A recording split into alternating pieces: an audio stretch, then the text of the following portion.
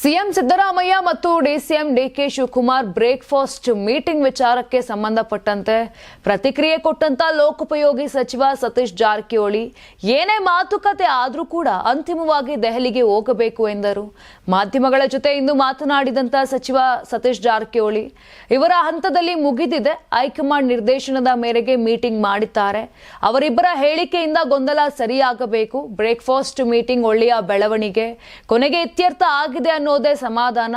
ಇವತ್ತಿಂದ ಪಕ್ಷದ ಬಗ್ಗೆ, ಅಭಿವೃದ್ಧಿ ಬಗ್ಗೆ ಗಮನ ಕೊಡಬೇಕು ಅಂತ ಹೇಳಿದ್ರು. ಇನ್ನು ಅಧಿಕಾರ ಹಂಚಿಕೆ ಪ್ರಶ್ನೆ ಬರುವುದಿಲ್ಲ ಅಂತ ಹೇಳಿ ಇಬ್ಬರು ಕೂಡ ಈಗ ಆಲ್ರೆಡಿ ಹೇಳಿದ್ದಾರೆ.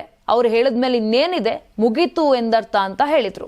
ಇನ್ನು ಸತೀಶ್ ಜಾರಕಿಹೊಳಿ ಸಿಎಂ ಆಗಲಿ ಎಂಬ ದುರ್ಯೋಧನ ಹೈಹೊಳೆ ಹೇಳಿಕೆ ಕುರಿತು ಪ್ರತಿಕ್ರಿಯಿಸಿದಂತ ಅವರು, ನಮ್ಮಲ್ಲಿ ಮಾತ್ರ ಈ ಪರಿಸ್ಥಿತಿ ಇಲ್ಲ, ಬಿಜೆಪಿಯಲ್ಲೂ ಕೂಡ ಇದೆ. ಬಿಜೆಪಿ ರಾಜ್ಯಾಧ್ಯಕ್ಷರಾಗಿ ವಿಜಯೇಂದ್ರ ಬೇಡ ಅಂತ ಶಾಸಕ ಬಸನಗೌಡ ಪಾಟೀಲ್ ಯತ್ನಾಳ್ ಹೇಳುತ್ತಾರೆ ಅಂತ ಟಾಂಗ್ ಕೊಟ್ಟಿದ್ದಾರೆ.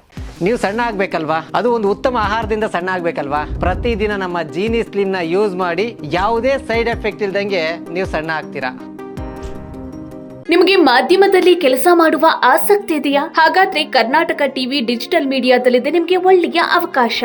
ಆಯ್ಕೆಯಾದವರಿಗೆ ಉಚಿತ ತರಬೇತಿ ಕೊಡ್ತೀವಿ. ತರಬೇತಿ ನಂತರ ಕೆಲಸ ಮಾಡುವ ಅವಕಾಶನೂ ಕೊಡ್ತೀವಿ. ಈ ಕೂಡಲೇ ನಿಮ್ಮ ಮಾಹಿತಿಯನ್ನ ಮೇಲ್ ಮಾಡಿ.